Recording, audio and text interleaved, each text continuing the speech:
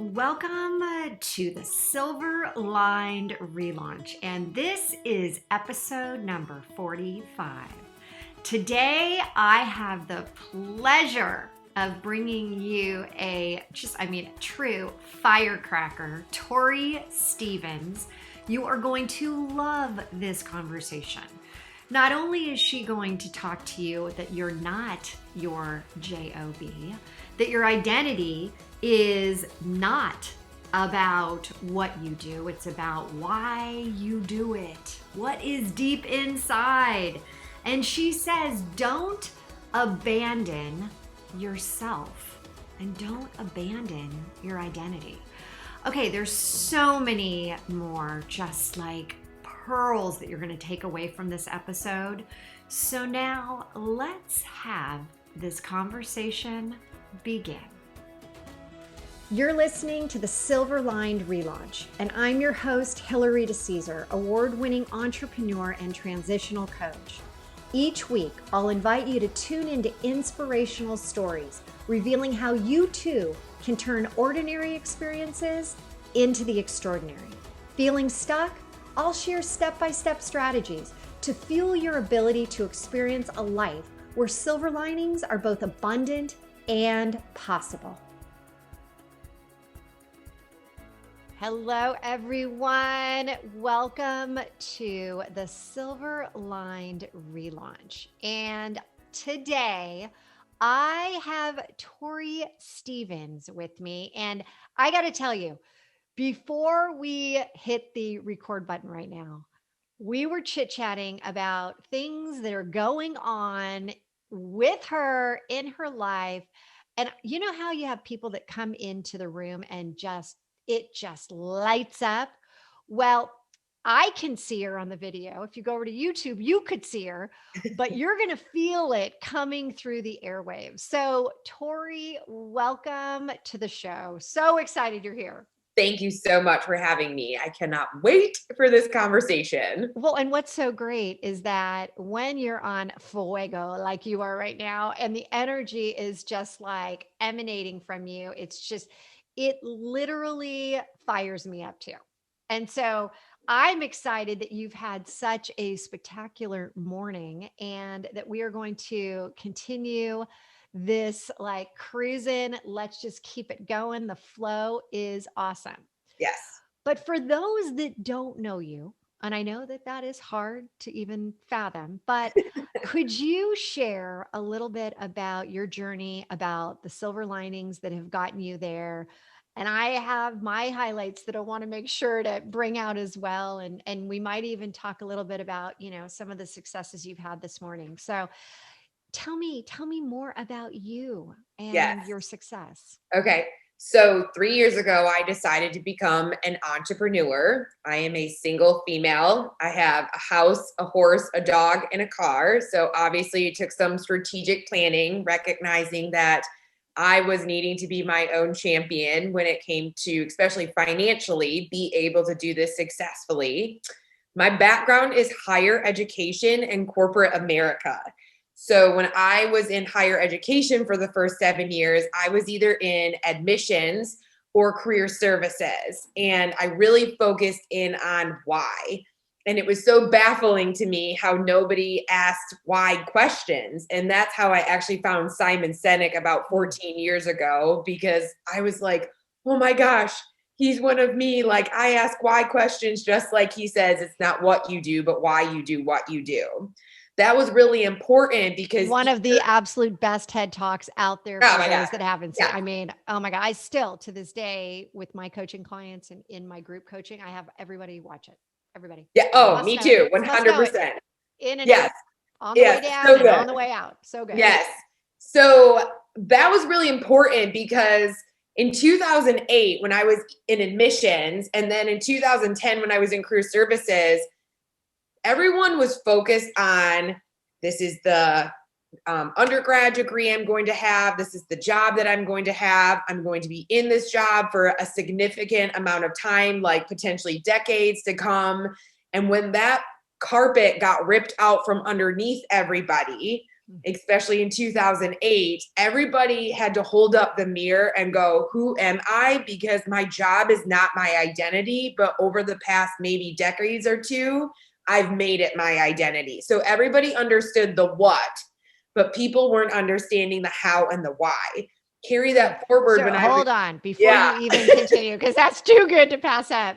Yes. How many people are listening right now and completely understand the whole my identity is 100% wrapped up around my job, My role. Yes. my role, my role. Yes. I mean, Yes. yes, and yes. And the reason that you're so passionate about this is that for so many people, we don't know the why. We're just like, this is, my parents thought I should do this. This Right. is just the direction. This is just the job that fell into my lap after Right. college. This is, I mean, the stories go on and on and on. And I'd be curious, everyone out there listening, what's your story? Absolutely. And here's what it's really tied to: money from a safety and security perspective. What if I went to a different company? Would I make less money?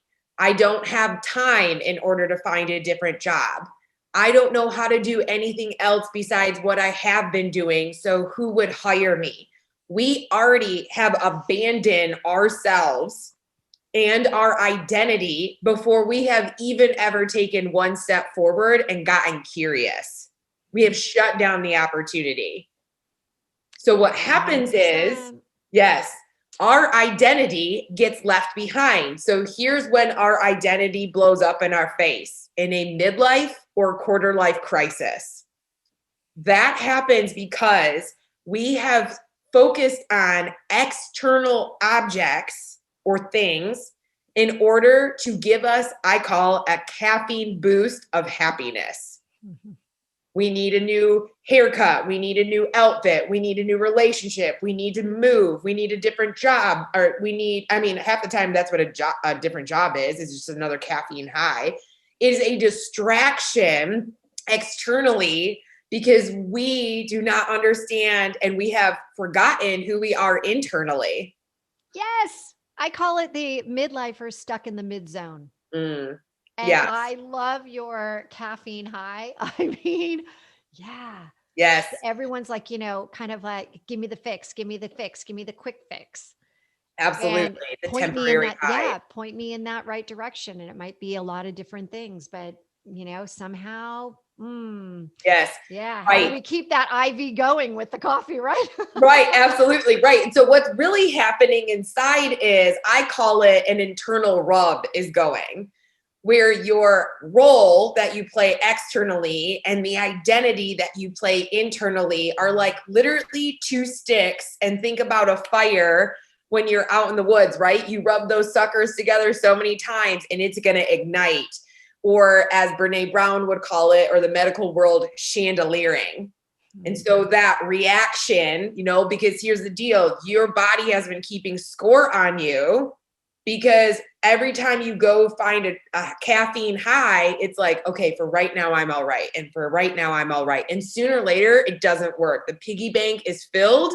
And the only way to get it empty is to crack that sucker open and to start peeling back the layers and going, who the heck am I? Why am I put on this earth? How come I function the way that I do? And when am I going to choose myself? Because for the majority of my career, I've probably chosen what I think somebody else wants me to operate, do, be, or say. And I can't do that any longer because I can't even breathe, right? Like they get to this point that they're just like, I don't even know who I am any longer. So this is interesting because this identity crisis, right? Nobody likes the midlife crisis, but truly what it is at its core is identity Yeah. crisis. And it usually hits about that 35 to 50 plus, right? In the 50s. And when you are looking at this and you're saying, this is the real root. Okay, people are starting to be like, I'm thinking like she's actually talking about me. Yeah. What can they do? Like, what do you suggest? What comes to mind here? Because, this happened to you where you're like, oh my gosh. And I remember when we were talking initially, you said you had 10 jobs in 12 years or Yeah. something like that. I mean, Yes. crazy, crazy, crazy, crazy. I moved 12 times in 1 year and that was crazy. But you also said that you had 12, you interviewed 12,000. Yes. You've interviewed 12,000, you've hired 2,000. I mean, help me understand how, all of this came out of the slog of like, interview after interview after Right. interview, right? Give Yes. us some details there. Sure. So the people that I've interviewed, those 12,000 people, they are, well, let's back up. The reason why people don't even apply to a job is because they're terrified of the interview. So What would you say percentage wise is that? Like, I mean, I would think that I would say at least 80 to 90%, because if you think about it, if 5% of the population achieves a goal, that means that you have 95% of the population who's stagnant. Right. So they don't even they're not even going to go do the interview because they're so petrified that they don't know how to do the interview. Yeah. They're petrified. So what's interesting is COVID, for example, 2020 was a mere reflection as to, is your life working for you or not? It was very scary for most people, because most people don't even know who they are in their own skin. And now they don't have distractions to be able to go do things outside of their job because COVID shut everything down. So the same thing goes that most people project. They think something's happening to them when they walk through an interview situation versus recognizing it's their interpretation that they're taking through them. Mm.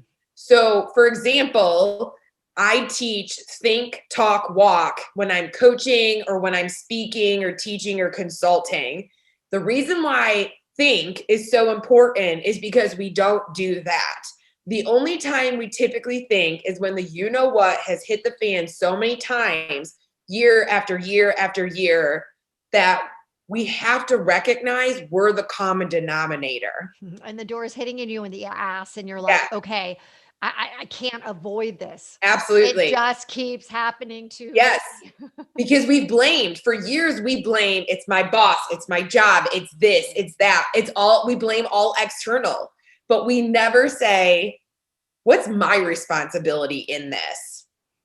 Right? And so 100%. Yes. Oh my gosh. And you're right about 2020. It was this year that, as you said, is life working for you or not? I call it the year of the relaunch. Of course I would, right? But But it is.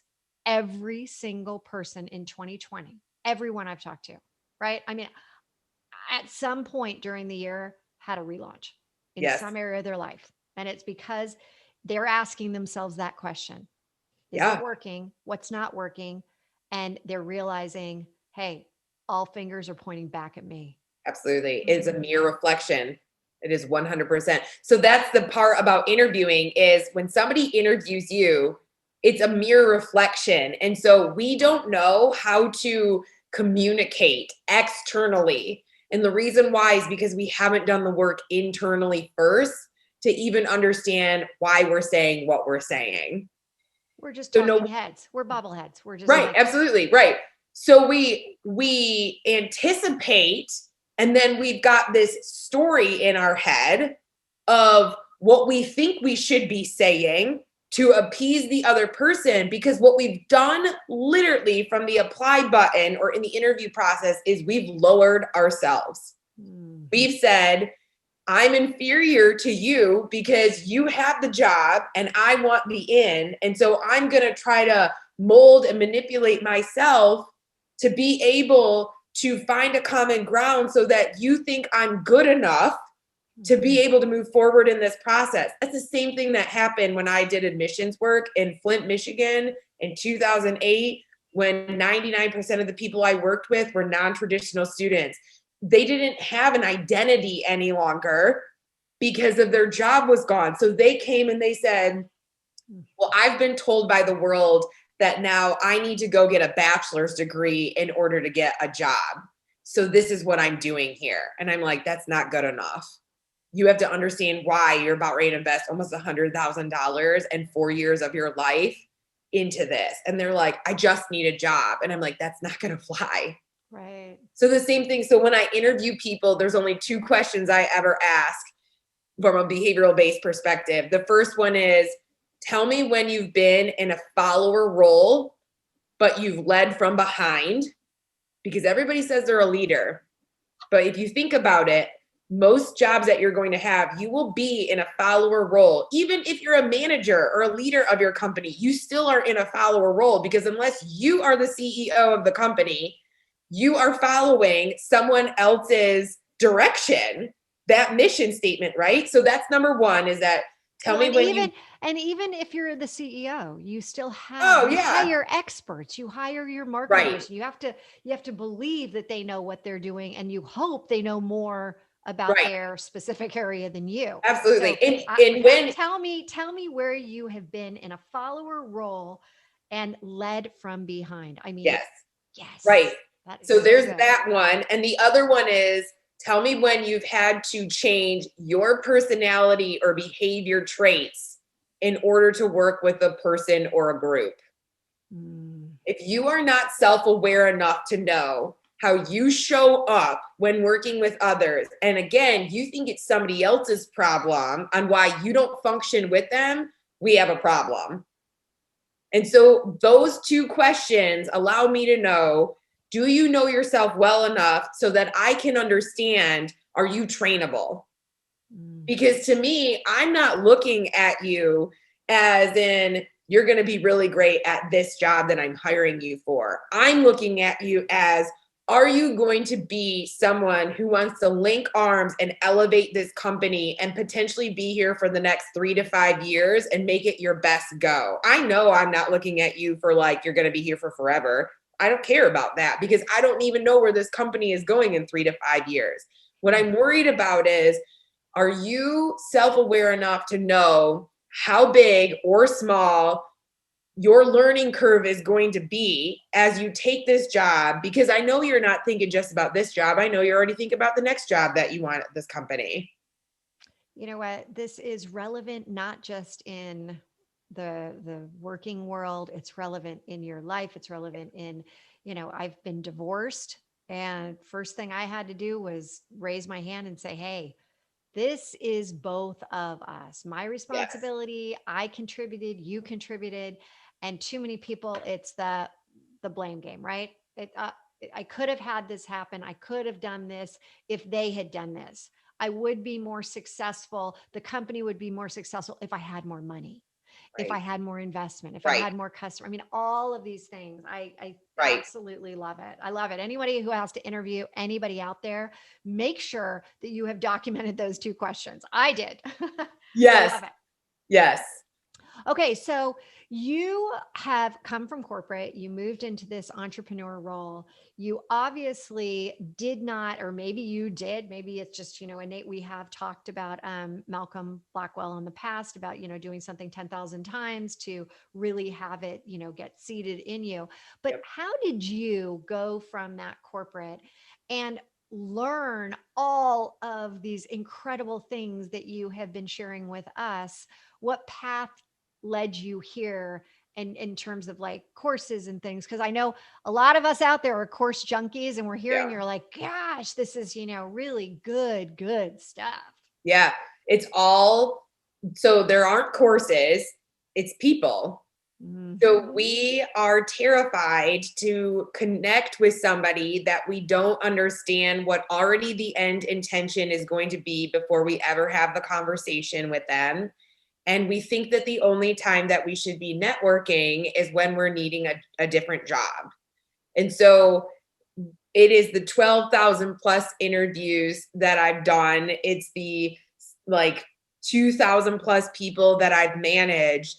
It's about understanding that person from a factual perspective through asking questions versus an emotional perspective, which is making an assumption.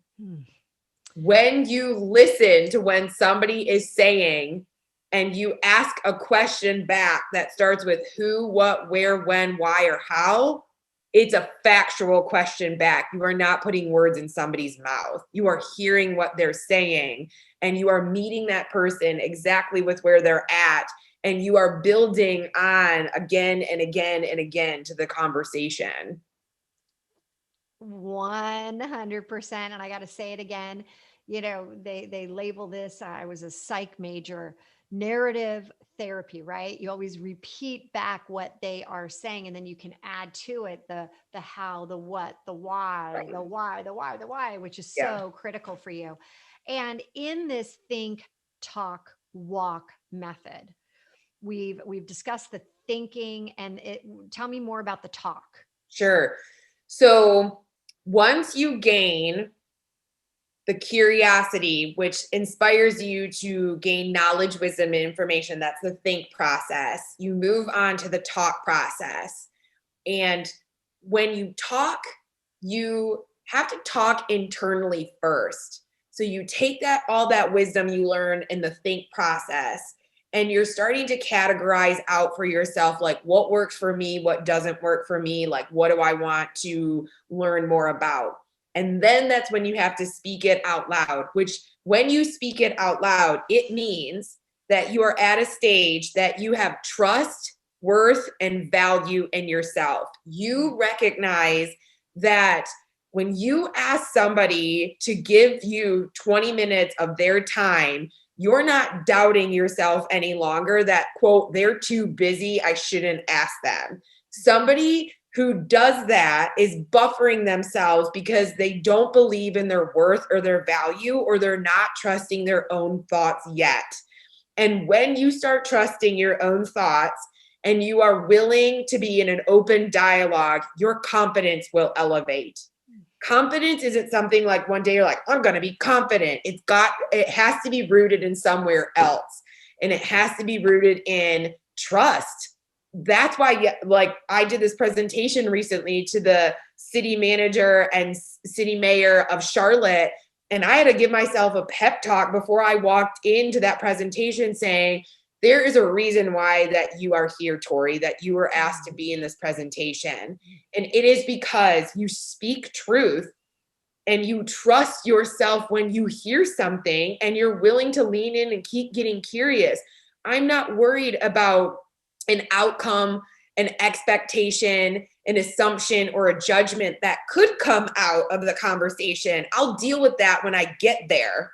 But for right now, if I talk my truth prior to ever getting in the room, then I'm going to have so much more merit to me to understand why I'm saying what I'm saying to somebody else. Is this what you did this morning at your big Yes. meeting? Okay. What does Tori's pep talk look like? Like what does it sound like? It sounds like no judgments, no expectations, and give up the need to know. If you are so worried about already understanding the end result before you ever even start, before the beginning, like takeoff line, you are just going to repeat the lessons that you choose not to learn, which is you have no idea what you are going to learn or what you're going to experience if you don't get in the arena. You have to get in the arena, right? Because here's the thing is the walk piece, the third part of this think talk walk is the end of this pep talk, which is you need advocates, ambassadors, and champions. And so if you plant seeds of significance in yourself because you now have stopped chasing achievement and started filling yourself up with personal fulfillment, people will show up in your life. So That's what you're this is saying, yeah. about. So you're all about develop the people, stop chasing the achievement. Absolutely. And that You have means no start with idea. yourself. You got to start with Yeah, yourself. Start to really create you. Start with that foundation. I love it. And then all of a sudden the seeds start to really come out. absolutely. It's so impactful. And I love your think talk walk program. We have a make keep grow. And so Love I it. laugh. I think, it's like one of those diagrams where we could draw our lines, it really is so relevant. And I do think it's something you mentioned earlier, and I want you to go into it.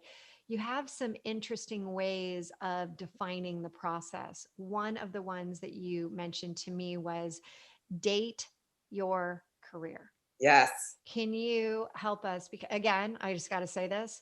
I say date yourself. That's like a big thing that I'm like, hey, would anyone want to date you? Right. Like, would you date you if you were like this, if you were showing up like this, if you Right. were, are you actually the CEO of you, the entrepreneur of you? And I love this. So tell us about dating your career. Sure. When I was an admissions rep in 2008, my the 5% that was traditional students, where I would go to these schools and I would say to these sophomores and juniors and seniors, like, do you want to come to the university that I worked for? Right. And it was during the recession, and they were terrified and their eyes were the size of saucers, because they're saying, I don't even know what I'm supposed to do, because everything I thought to be true, what I was going to do from a career, is now not available. Right. And so I said, it doesn't even matter. Your job doesn't even exist right now. And they're like, I'm sorry, what? All everybody has ever told me growing up is, what do you want to be when you grow up? What are you going to do when you grow up? What job are you going to have? That sort of thing. And After I'm after saying, asking after asking your name, that is the yeah, next. I'd yeah, say 90%. So what do you do? yes. Either what do you do, right? Or Or if what do you you're want to do? younger, like, in high school, what do you want to be when you grow up type of thing, right? Yeah. That from go, what we teach individuals early on is, you have to have everything figured out. And if you don't, then there must be something wrong, which is so baffling to me, because last time I checked, until you walk through an experience, you at the moment are just filled with hypothetical scenarios on how this could go, which is going to create a story or a narrative that is going to inspire fear in you, because you have now no factual information, yet you believe something to be true. So dating your career is about recognizing, there is a reason why I'm in this job.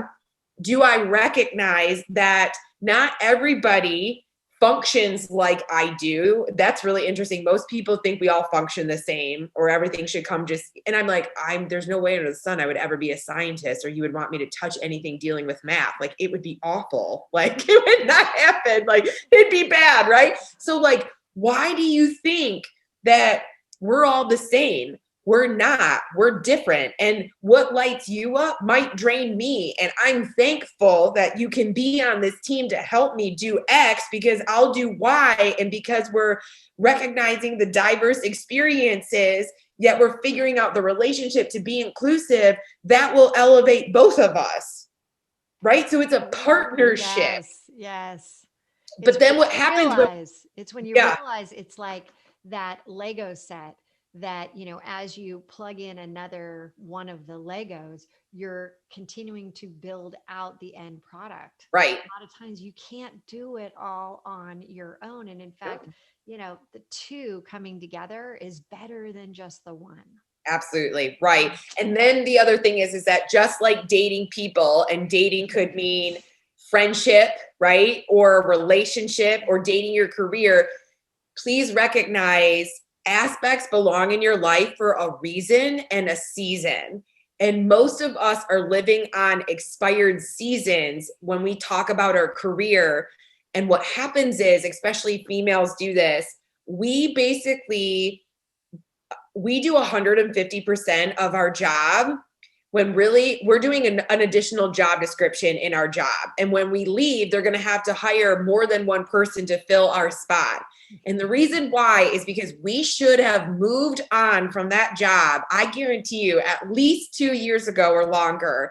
But because we didn't, because we never put our name at the top of our to-do list and dated ourselves and discovered what we wanted, we just kept making more work for ourselves, because we were at least comfortable in our current job, and we tacked on all this other stuff. So we created a facade, and then we wonder I call why. it the I can do that syndrome. Ugh, yeah, I can right. do that. I can do that. I can do it. Yes, You don't need to hire anyone else. I can do that. right. And then you wonder why, but then they're frustrated and they Then go, they're like, I'm doing everything. yes, right. But then they're like, you're not giving me a raise. You're not recognizing my performance. You're not doing this. And they think it's externally somebody else's fault. And it's not. It's yours because you're dating somebody or you're dating your career that doesn't serve you any longer. Mm.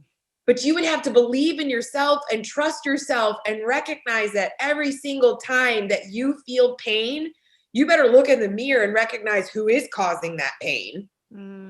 So good. And we could just keep going and going and going, but we can't. Alas, we are at rapid fire questions. Yes. I need like, some type of bell or, something. Okay. I'm going to ask you a series of questions and you are going to give me your first answer. And then at the end, I am going to hear all about where we can, get in contact with you. All right. So on Zoom, do you dress head to toe or are you belly button up? Belly button up. Oh, yeah. Okay. And how often are you washing your hair these days? I did it especially for you. So it's been, well, twice this week, only because I had that face-to-face presentation, or it would have been once this week. Like to take to do the hair and everything. Yes. Okay, so this is going to be an interesting one. Tell me where you have been in a follower role and you led from behind.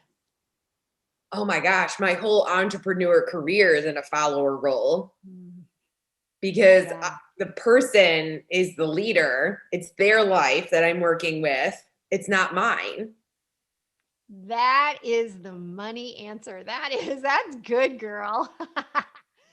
All right. And are you more a backyard barbecue or a schwanky party? Oh, backyard barbecue 100%. Yeah. The Michigan girl in me is lake, beach house, and s'mores. Oh, there's a lot of people out there like, I like this gal even more now. All right. And what is your favorite beauty product by name? So there is an awesome boutique that is an entrepreneur firm in Chicago called Mojo Spa. Mm-hmm. And they're great. And they ship around the country. And so what would I get? What would I get at Mojo Spa? It's called Ambrosia. Nightly Serum. Ooh, I love the serums. Yeah. It's phenomenal. Awesome. Okay. Well, we'll definitely link to that one. And when I say, how would you describe a powerhouse of possibility? What would you say? I think that your dreams they absolutely know the way. You just have to be ready and willing to listen to them. That's the powerhouse, because that knock's never going to go away. That's what happened to me, right? It took 10 years for me to finally go, okay, fine, I'll open the door. But like my dream is the powerhouse. That's what sits in everybody. So this is what I love about you. The way you described that knock, that dream, that knock will never go away. It's going to keep knocking. Yes. And so you have a choice. You can either acknowledge it and open up the door or continue to wait, but it's still going to be knocking. Absolutely. I feel like it just gets louder. It does. Like, come on. It does. As you're in the mid zone, it's like make that, like I call it the G zone, get to the genius zone, get to that great zone, get there sooner than later. Absolutely. Okay. So Tori, you're absolutely fabulous. How can we, and I'm going to link everything in the show notes, but how can we support you? How can we get, further involved with what you're working on? Tell us some more. So my company's name is EvolYOUtion, but I spell it with the word YOU in the middle. So it's evolution.net is my website. I'm on Instagram and LinkedIn. Any of those platforms, you'll see videos or content or speaking engagement opportunities, but happy to help from a speaking, coaching around the country, consulting with teams, or teaching. I teach as an adjunct faculty too. So anything that allows me to be able to plant seeds of significance in the lives of others so that they can show up in their life and be their own ripple effect and impact as they choose themselves and change the world, I'm in.